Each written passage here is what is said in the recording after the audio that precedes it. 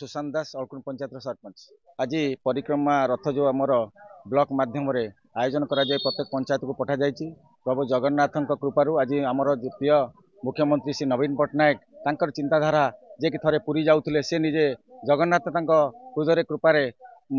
आसिले किंतु से दिन चिंता कले आज पुरी को नूतन कलबर करी ओडिशा रे प्रसिद्ध भाव परिचित करी भारत में प्रसिद्ध भाव परिचित करी से प्रत्येक पंचायत को ब्लॉक माध्यम अर्पण रथ पठागला एवं आमर एसएचजी ग्रुप एवं जनसाधारण मैंने समस्ते आमे यही सभारे योगदान कलु एवं आज अलकुंड पंचायत दधि भवन जोठारे प्रथम करी आज अर्पण रथ आसिला सेठू आमे एसएचजी ग्रुप माने एवं आमर विभिन्न जनसाधारण माने उपस्थित रहिले से माने आसी प्रत्येक घरू पंचायत जेतेटी रेवेन्यू 5टी रेवेन्यू अच्छी से रेवेन्यू को आसी समस्त को नहीं माँ भौणी मान समस्त को नहीं बुली बुली आज अर्पण रथ पाखरे गोटा गुआ चाउल सब आनी पहुँचाइलु